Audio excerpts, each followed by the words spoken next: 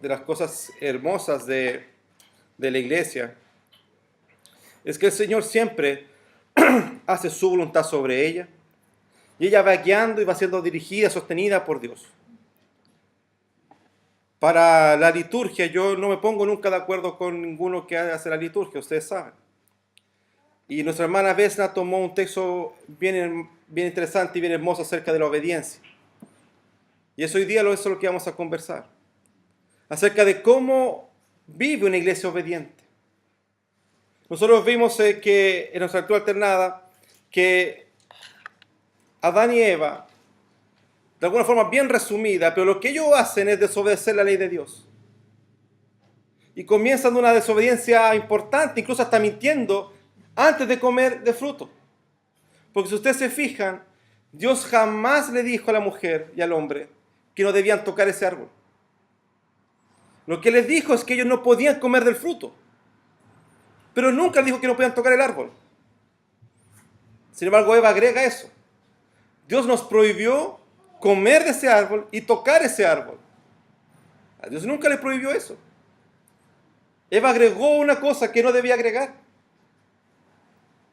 Nuestra desobediencia es tan grande, nuestra rebeldía frente a Dios es tan grande, que queremos hacer lo que a nosotros nos parece porque nosotros creemos que tenemos una mejor idea, una mejor proposición a Dios, así que debemos hacer como a los otros nos ocurre. Y vivimos una vida en la que a nosotros nos parece lo que es mejor. Y luchamos contra eso. Es más, cuando alguien nos pregunta algo, un hermano se acerca a nosotros y nos pregunta qué hacer, le decimos lo que a nosotros nos parece que es mejor. Hermano, y tu opinión es pecaminosa. Tu opinión no le importa a nadie. Lo que debe importarte y lo que tú debes aconsejar es según las Escrituras. Es decir, la Biblia dice esto. Si usted se fija en los profetas ¿qué decían? Así habló Dios. Así dice Dios. Ningún profeta dijo, mira, a mí me parece esto. Yo creo que lo mejor es esto. Ellos se pararon frente al pueblo y dijeron, así dice Dios. Es que al pueblo no le gusta eso. El profeta decía, así dijo Dios. Es que no nos gusta esa palabra, profeta. Así dijo Dios. Nuestro problema como pecadores es que somos desobedientes. Y que nos gusta la desobediencia. Porque nos muestra independencia. Usted ha escuchado muchas veces quizás decir que usted es libre. Uno de los errores de las iglesias nuevas reformadas dicen, tengo libertad de conciencia. Yo no tengo libertad de conciencia. Lutero gritó, yo tengo mi conciencia cautiva de la Escritura. No tengo libertad de conciencia para hacer lo que yo quiero. Yo vivo y mi vida se rige según las Escrituras. No según lo que me parece a mí. Pero luchamos con eso. Luchamos con hacer lo que a nosotros nos parece. Luchamos con creer que podemos ser independientes y no nos importa Dios. Dios tiene que respaldar mi idea. Dios tiene que respaldar aquello que yo quiero. Dios tiene que decirme sí a todo lo que yo quiero. Y si hay algo que nosotros tenemos que agradecer, como bien decía nuestra hermana Vesna, es que Dios no nos responde que sí a todo. Porque si fuera así,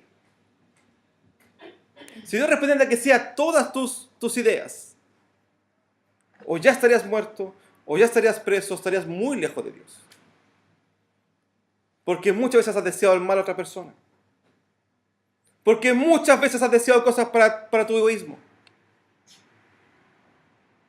Porque muchas veces has deseado para ti y no para la gloria de Dios.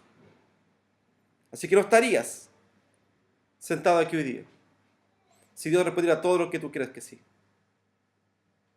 Gracias a Dios, Él no responde según nuestras ideas. Él no es un muñeco nuestro que va a decir que sí a todo lo que nosotros queramos. Él es soberano, dueño de todo cuanto existe. Y es maravilloso cuando Dios te pone una puerta en tu cara cuando dice que no. Es maravilloso cuando Dios dice no. Y tú vas y dices no. Hasta que, como dice el apóstol Pablo, ya no más. Bástate de mi gracia. Ya vive así. Porque no se va a resolver. Porque yo no quiero resolverlo. Cuando una iglesia quiere avanzar, quiere caminar según la voluntad del Padre, tiene que ser obediente. Pero esa obediencia no es fácil. Y por ser obediente, una iglesia va a ser amenazada. Lo que nosotros acabamos de leer es una porción muy chica, pero si usted lee hacia atrás, es cuando los apóstoles han sido tomados presos. Y han sido tomados presos por causa de ¿qué? De predicar. No es la primera vez que son presos. Ya habían sido tomados presos antes. Pero ahora cambió una cosa. Ellos fueron tomados presos por predicar, ellos fueron tomados presos por predicar el Evangelio de Cristo, por estar en la sinagoga y hablando acerca de Jesús, y ellos tienen un problema ahora. Son tomados presos, pero ya no más son amenazados. Ahora el concilio, el Sanedrín, cumple su amenaza. Vean el versículo 40. Y convinieron con él, y llamando a los apóstoles, después de azotarlos, les intimaron que no hablasen en el nombre de Jesús y los pusieron en libertad. Había un problema. Empiezan a predicar acerca del Mesías. Y se para Gamaliel, un hombre importante dentro del Sanedrín, un hombre muy conocedor de la ley, un hombre respetable dentro de los judíos. Y dice, mire, hace algún tiempo, si usted ve el 36, se levantó Teudas, diciendo que era alguien, a este se unió un número como de 400 hombres, pero él fue muerto y todos los que lo obedecían fueron dispersados y reducidos a nada. Después se levantó Judas el Galileo, en los días del censo, y llevó en posesía mucho pueblo, pereció también, y todos los que lo obedecieran fueron dispersados. La idea de Mesías siempre ha estado. Pensar que Jesús era el primer Mesías, bueno, es el Mesías verdadero, pero que haya gente que se creía Mesías, había muchos. Así que Gamaliel le dice, miren, ya han habido estos dos personajes, Teudas y Judas el Galileo, que mucha gente se juntó tras ellos, caminó con ellos, siguieron sus enseñanzas, pero ese murió y se acabó la lucha. Jesucristo muere y resucita, cambia todo completamente. Así que estos hombres que levantaron esta idea, que hicieron una cosa media mesiánica, murieron y pasó. Pero hay una cosa distinta, dice Gamaliel. Puede ser que estos hombres que siguen a Jesús, puede ser que esto sí sea de Dios. Y no vaya a ser que estemos luchando contra Dios. Así que en ese contexto de discusión acerca de si qué hacer con estos apóstoles, el concilio decide una cosa: azotarlos. Porque ya hayan hablado con ellos una vez. Le dijeron, no hagan más, no prediquen más de Cristo. Entonces ellos dicen, vamos a seguir predicando de Cristo. Entonces, ¿qué hicieron el Sanedrín? Los tomó y los azotó. Pero lo interesante de eso es que el texto dice que les intimaron, después de azotarlos, les intimaron a que no hablasen en el nombre de Jesús y los pusieron en libertad. Y ellos salieron de la presencia del concilio gozosos. Hermanos, ellos sabían, los discípulos sabían, que uno de los castigos en Deuteronomio 25 dice, se podrá dar 40 azotes, no más. No sea que si lo hirieren con muchos azotes, más que esto, se sienta tu hermano envilecido delante de tus ojos. Ellos sabían que la condena por hablar de un Mesías o de hacer una herejía era ser azotado 40 veces. Eso era ley para ellos. Los discípulos, que eran judíos, conocían esta ley. Sabían que Deuteronomio decía eso.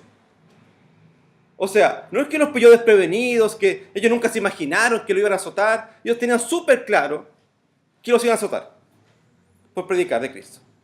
Así que ellos, ¿qué hicieron? Fueron y predicaron. Ellos no tuvieron miedo de ir y predicar. Pero además, ¿qué es lo interesante? Que ellos dicen que salieron de la presencia del concilio gozosos. Gozosos.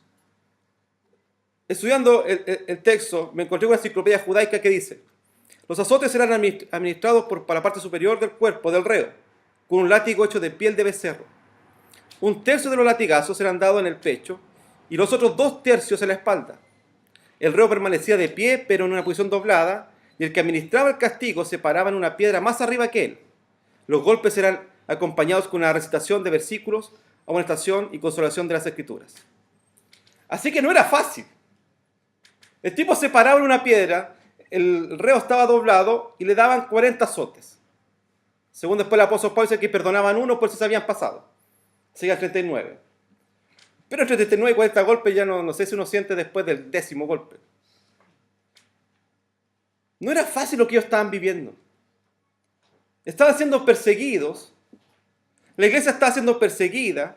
La iglesia estaba sufriendo. Recuerden que había hermanos que estaban pasando dificultades económicas y que la iglesia sostenía eso. Pero además a sus líderes los toman presos, los ponen ahí y los azotan 40 veces.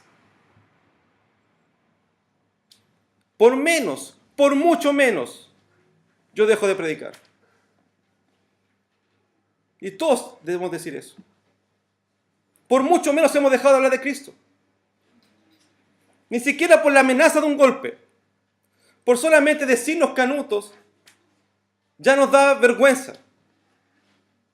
Estos hombres los azotaron 40 veces a los dos. Estuvieron ahí, humillados. Pero ellos salen del concilio y dicen: ¿saben qué? ¿Qué alegría es esto? Qué alegría saber que nosotros hemos sido azotados por la causa de Dios. Qué alegría es saber, qué gozoso es saber que si hoy día estamos sufriendo por esto, es porque estamos cumpliendo la voluntad de Dios. El mismo Jesús en el Sermón del Monte, Él comienza a hablar acerca de las bienaventuranzas. Y habla de los pobres, de aquellos que son perseguidos, de los que sufren. Y termina diciendo: bienaventurados sois cuando por mi causa os vituperien y os persigan y digan toda clase de mal contra vosotros, mintiendo. Gozaos y alegraos, porque vuestro galardón es grande en los cielos, porque así persiguieron a los profetas que fueron antes de vosotros. El texto no nos dice, pero quizás cuando Pedro está siendo azotado, él recordó estas palabras. Soy bienaventurado cuando me persigan, cuando me golpeen, porque así debe ser. Hoy día venden un evangelio en el que todo tiene que irte bien. Todo debe ser bueno. Siempre te tiene que ir bien. Si te va mal es por un pecado oculto, por una maldición o un espíritu. Siempre tiene que irte bien porque eres cristiano. Me carga cuando a un niño le dicen: tienes que sacarte puro 7 porque tú eres cristiano. ¿Qué es eso? ¿Qué es eso de condicionar a alguien porque tiene que ser cristiano y hacer lo perfecto? El cristianismo es de santidad, no perfección humana. De santidad. Lo que debemos buscar es que nuestros hijos, nuestra familia, sea para la gloria de Dios en santidad, no en perfección humana. Queremos que todo salga bien, no tener problemas. Una familia cristiana no debiera tener problemas. Dígale eso a estos discípulos. O a lo mejor Pedro tenía un espíritu de maldición. O tenía una cadena de maldiciones y no podía vivir bien. Diga a los primeros cristianos que amaban al Señor, que servían al Señor y que eran molidos a palos o que morían por un león. Ellos seguían siempre fieles a Jesucristo. Así que no eso es el tema. El Evangelio no es paz, tranquilidad, todo te va a ir bien, sanidad, no es eso. El Evangelio es perdón de pecados. Y lo que hemos dejado de predicar es eso. Lo que hemos olvidado es que debemos predicar acerca del arrepentimiento. Hemos dejado de predicar que Cristo perdonó nuestros pecados, que Él lavó nuestra maldad con su sangre. Es por eso que no hay gozo en nosotros. Viene una prueba y nos frustramos, tenemos dolor, pena, porque nuestro gozo está en la tierra. Nos frustramos porque la tierra no nos puede dar la alegría que solamente el Evangelio de Cristo nos puede dar. Estos hombres no estaban felices por haber sido golpeados. Estaban felices porque estaban cumpliendo y obedeciendo lo que Dios demandó. No es que ellos tomaron sus cicatrices y dijeron, me pegaron, mira cómo me pegan a mí, me pegan más fuerte que a ti. No está haciendo eso. Ellos están alegres porque sabían que estaban cumpliendo con la voluntad del Padre. El apóstol Pablo en Romanos dice, y no solo esto, sino que también nos gloriamos en las tribulaciones, sabiendo que la tribulación produce paciencia.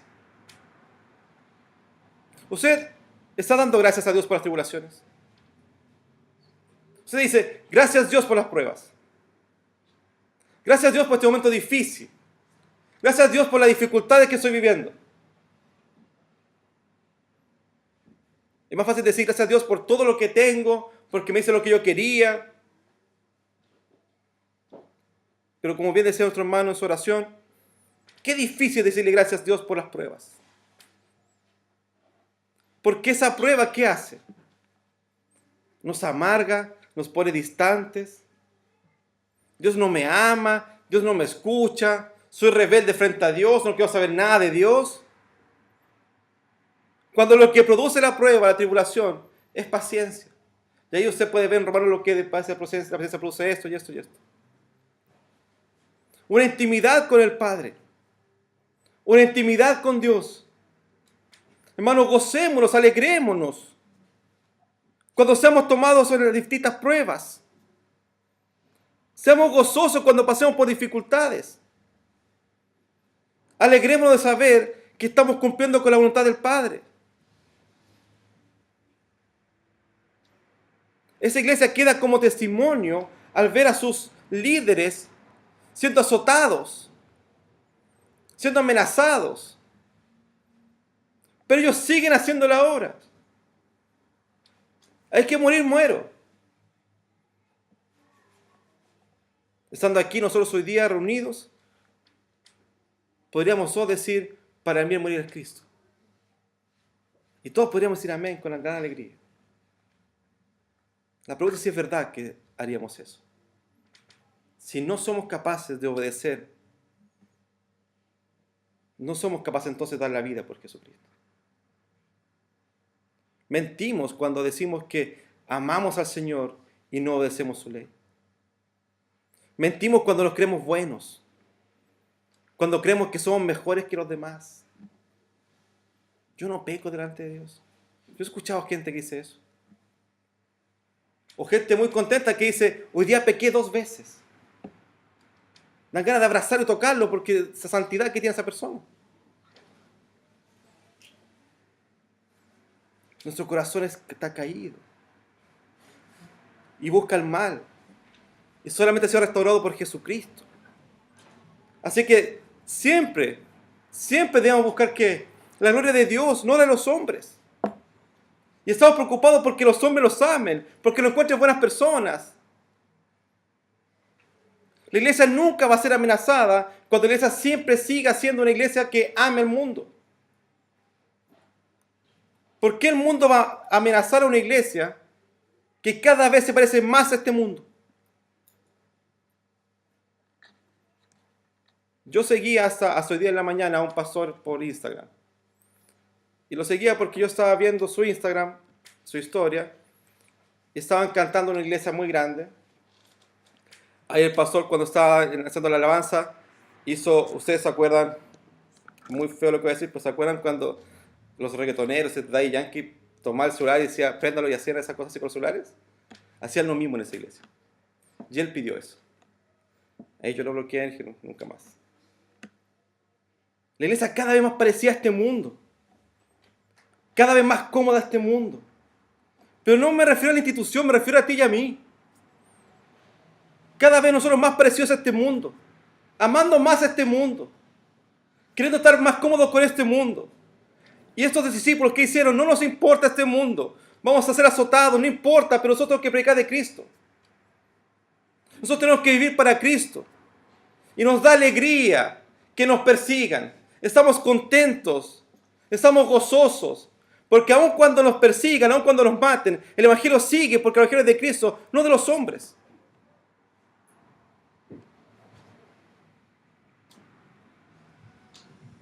Versículo 41 dice, y ellos salieron de la presencia del concilio gozosos de haber sido tenidos por dignos de padecer afrenta por causa del nombre. Y ve al 42.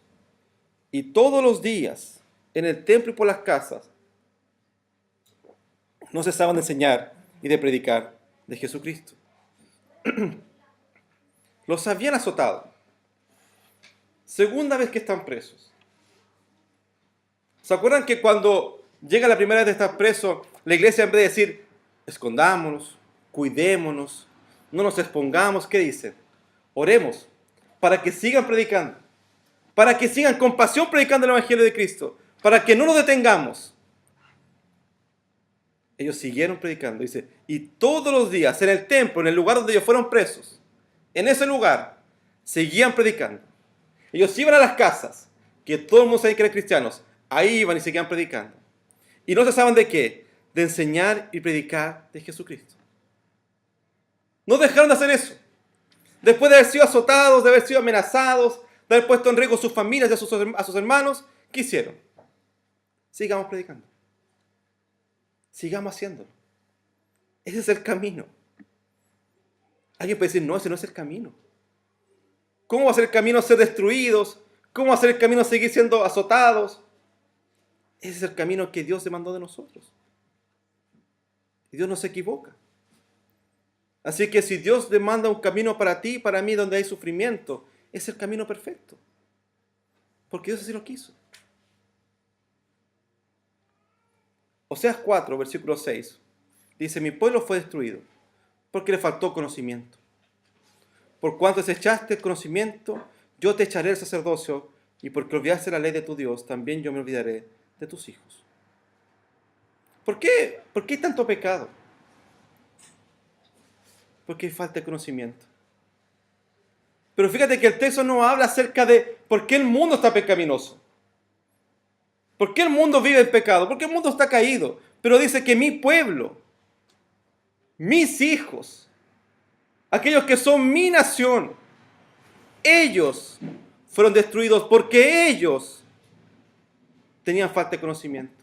Porque ellos rechazaron toda la ley de Dios. Porque nosotros, la iglesia del Señor, se olvida de la ley de Dios. Vivamos como queramos. El Señor me dijo esto. El Señor me habló en un sueño, me dijo que hay que hacer tal cosa. Basura del diablo eso. Lo que Dios demanda de ti y de mí está en la ley. Están las escrituras. Porque lo que debemos seguir tú y yo son las escrituras. Y conocer de Él. Porque si no le conocemos, no le podemos adorar correctamente. Mi pueblo fue destruido por eso, porque le faltó ¿qué? Conocer de Dios. No puede ser que tú y yo, cristianos, no leamos las escrituras. No puede ser que no pasemos tiempo con la Biblia. Que no disfrutemos de la Biblia. Si yo ya me la sé. Ya la leí un montón de veces. Ella es una fuente inagotable. De ella corre todos estos ríos maravillosos. ¿Cómo no tomar de ella? ¿Cómo no beber de ella? ¿Cómo no conocer a Dios por medio de las escrituras?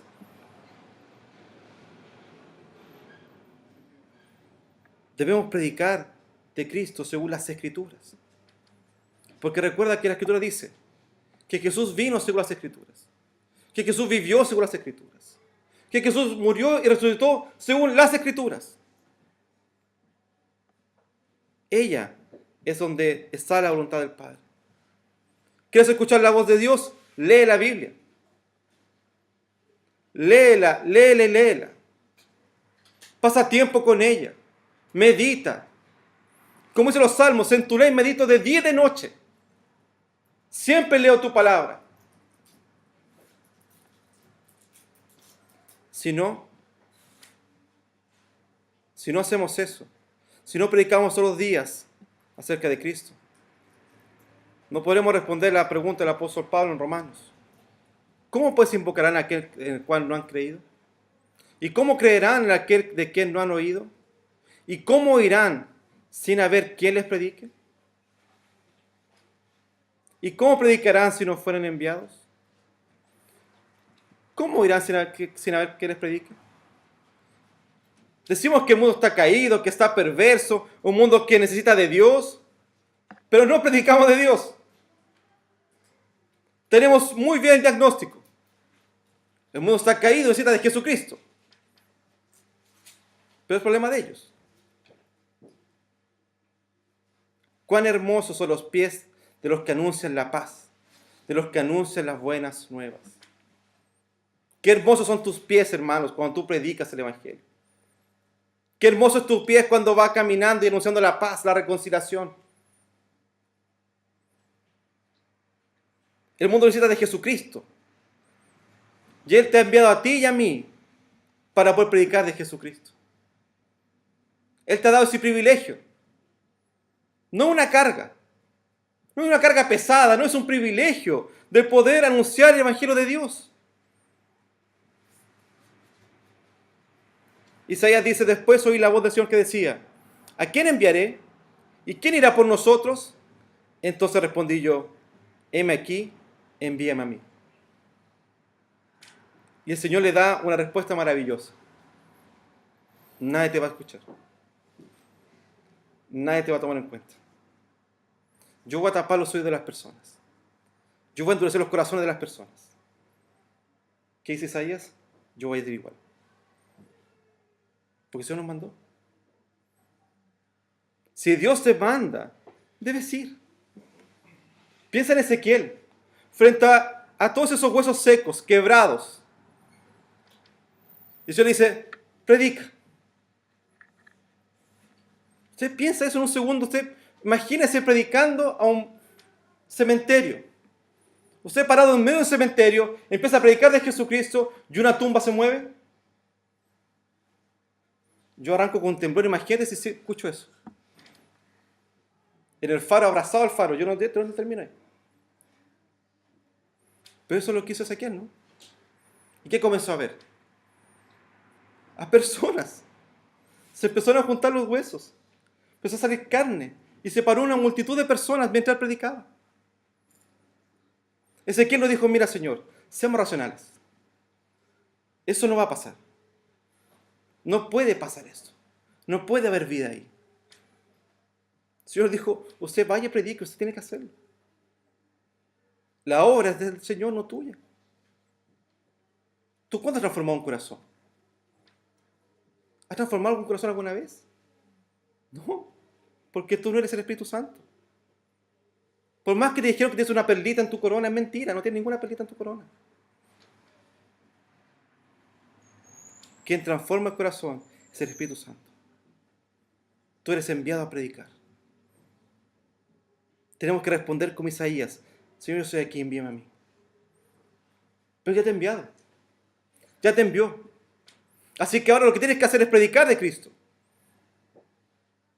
Es que no tengo forma, no tengo el don. Hermanos, el testificar de Cristo no es un don, es una obligación.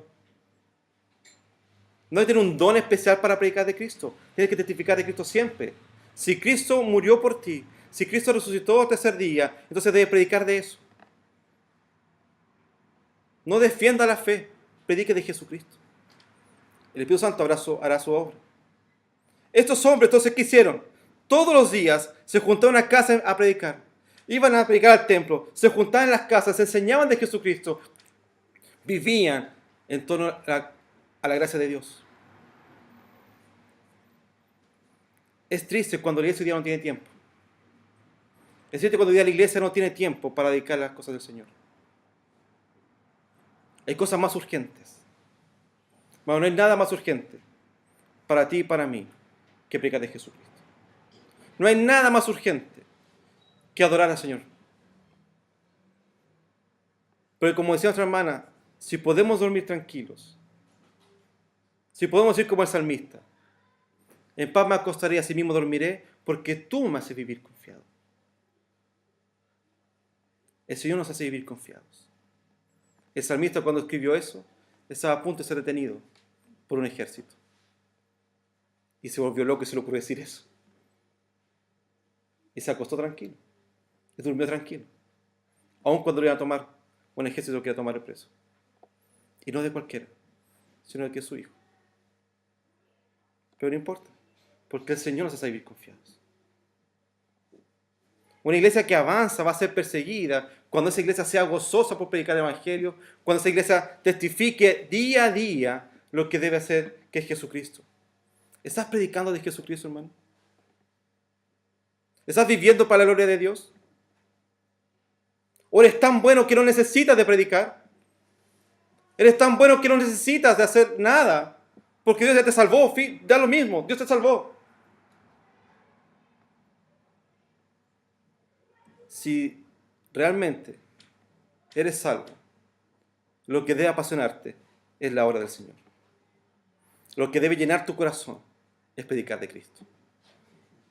Si eso no está pasando, es porque estamos mirando hacia otro lugar y no a Jesucristo. Si no estamos apasionados por la obra del Señor, es porque no estamos viendo para su gloria. Debemos vivir apasionados, con alegría y con gozo. Si nos persiguen, si nos azotan, no importa. Dios nos mandó. Dios nos envió, Él nos guiará. Él nos sostendrá. Y Él cuidará de su obra siempre, porque es su obra y no la tuya. Oremos.